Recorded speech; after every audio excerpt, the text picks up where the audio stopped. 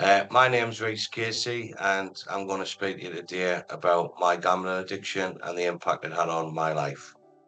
Before gambling became harmful, what role did it play in your life? So, gambling started off for me as fun and enjoyment. I remember 8, 9-year-old, my grandparents would take us down to the seafront in Sunderland, and there'd be arcades, and I'd be given money to spend on that.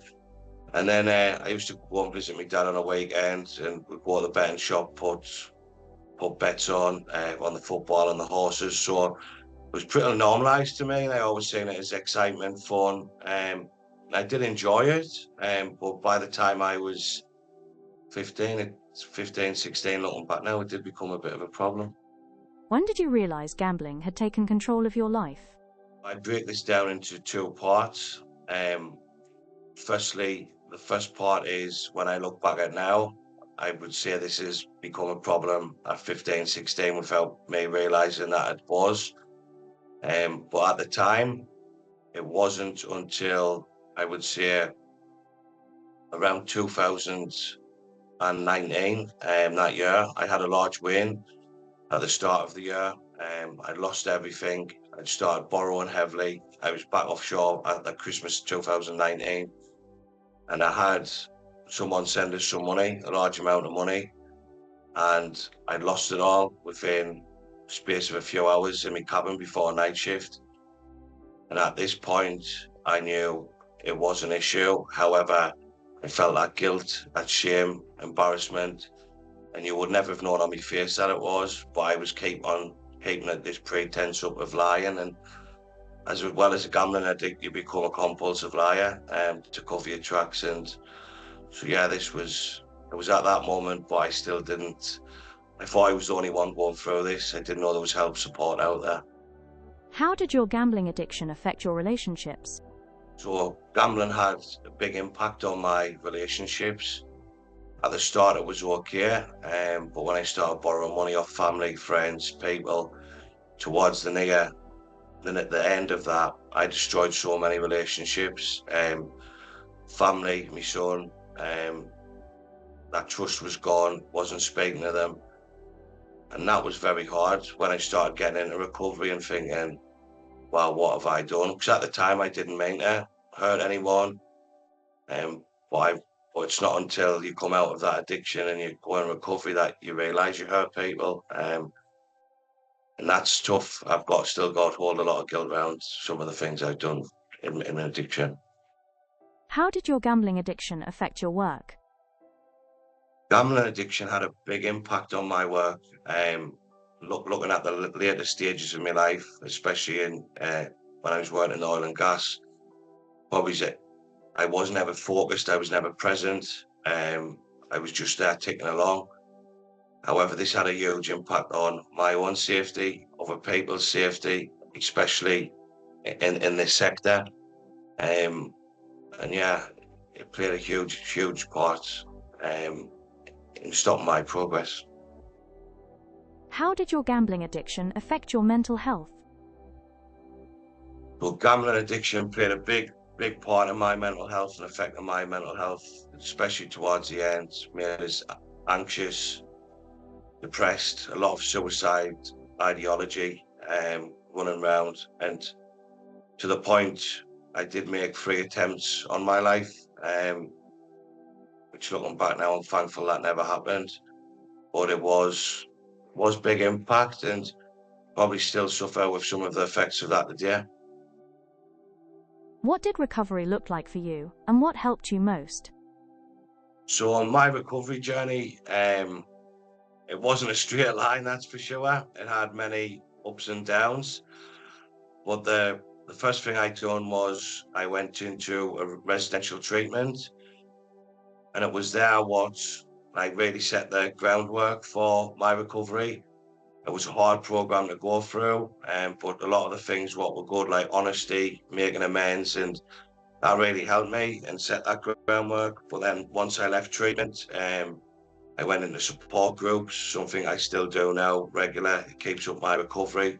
But I'd say the two most important things were for me what I took part in after treatment was coaching Coaching really helped us realise who I was, what my beliefs were, what my values are, and that really helped me understand who I was. And also psychodynamic counselling, going through that program for I think 16 weeks, really helped us deal with stuff back in the past and helped us move forward. What inspired you to move from personal recovery into setting up a business? Yeah, so I spent some time working in the third sector when I came out of prison for gambling-related crime, and set up a support service for individuals who turn to crime to fund the gambling. And it was at that point I was meeting lots of individuals from high positions, business directors, you name it. And it was there where I got the sort of idea where I went, this can be prevented further down the line. And also my experience within the oil and gas and energy sector, I thought there's a lot of people going through this, struggling without that awareness, without that support.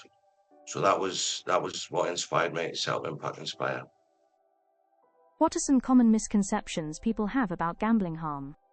Misconceptions around gambling-related harm, that it's a person's fault, it only affects the gambler, you can just stop, when realistically it is a mental health condition recognised by the NHS. What kind of responses do you get when you bring gambling harm into a corporate or professional setting? So normally the first is, I don't know anyone with a gambling addiction. This doesn't affect us. And then you have a conversation, and you say light bulb moments start to go off, and go, oh wow, that's why X, Y, Z happened. Are there key warning signs you encourage organizations to look out for in their employees? Gambling is a silent addiction, and it can be a long time before it gets to a process of seeing signs in people. But the normally first sign will be around finances, asking for peer advances, asking for colleagues to borrow money. But then also you've got the other signs, like the behavioural signs, which will be up and down in moods, not being present, work lacking. So them are the most common things, but again, it's hard to spot as it is a silent addiction. So it can take years to get to that point. What role should employers play in preventing or supporting those affected by gambling harm? Employers have a huge part to play in supporting mental health and gambling-related harm. It's about creating that safe environment for people, knowing where there's places to turn, because this does affect people.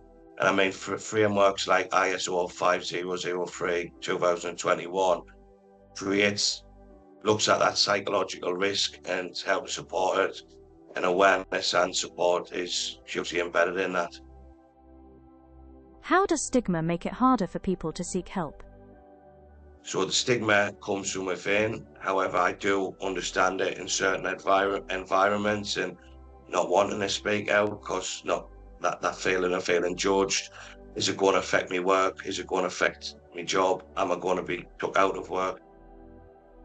Looking back, what are you most proud of in your journey?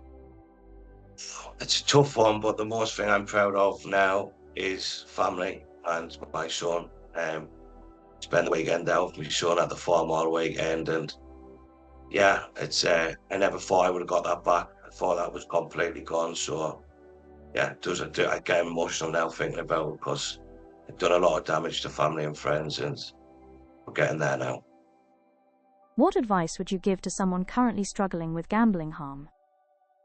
So the advice I would currently give is reach out to support, reach out to someone who has experience of that. For me, the first person I spoke to around me gambling was someone who had lived experience. And what I was going through at that time, he'd been through similar. And that was it gave me that 1% of hope that I could get through this. And it was the first time I didn't feel alone. So please reach out to us, and we can put things in place for you. If you could ensure everyone understood just one truth about gambling addiction, what would it be? So gambling addiction isn't a failure of character. It can affect any person, anybody, regardless of background and intelligence. How can people connect with your organization or access your programs? Yeah, so you can contact us at info@impact-inspire.com.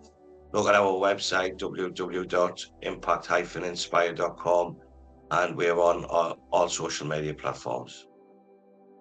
Is there anything we haven't covered that you'd like to share? Recovery is possible. Even though I never thought it was, change is possible.